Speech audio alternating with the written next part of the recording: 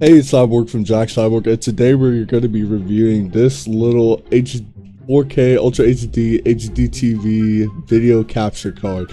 This captures both video and audio for a very cheap price. I got this for about $11 off AliExpress. I'll leave the link in the description. I know people are paying like $30 to $50 for this, basically the exact same thing off Amazon. But if you're willing to wait a little bit longer for AliExpress shipping to come in, then this is a great option for you. So first things first, we're gonna plug in our console into the input,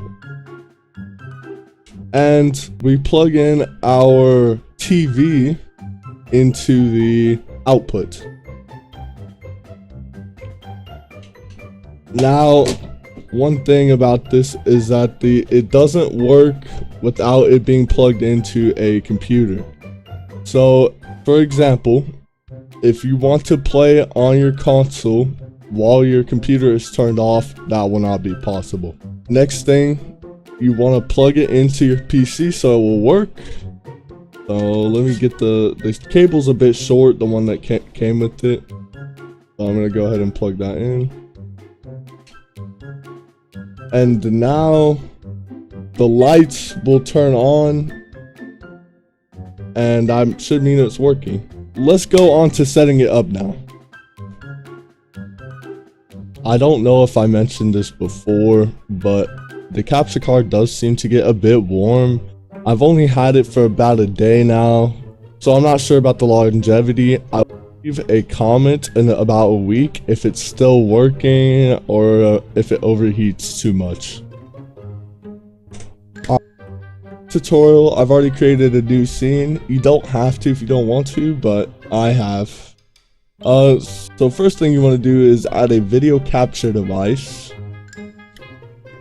And I already have one existing called capture card, so I'm just going to add that. Next thing you want to do is go into the properties, select the USB 3 video device, scroll down if you want audio, check this use custom audio device.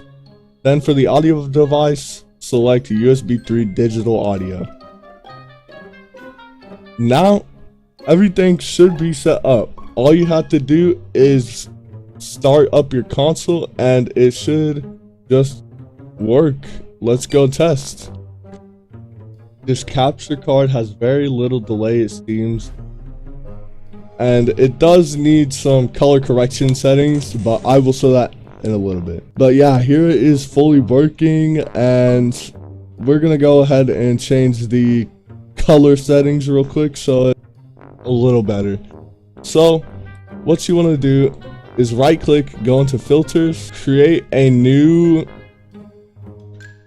color correction filter, name that whatever you want. Personally, I like to set the gamma to negative 0.10 and the saturation to 0.10. Just adds a little bit of color and stuff that's missing. It looks a lot better. I'll show you a before and after.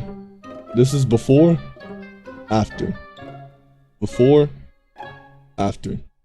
Looks a lot better. The latency on the recording versus on my monitor is very minimal, barely noticeable at all. For the price, you are definitely getting what you paid for. It's not perfect, but it gets the job done. And for $11, it's really good. So if you guys liked this video, leave a like, subscribe to this channel, and turn on those post notifications. And I'll see you guys in my next video. Bye.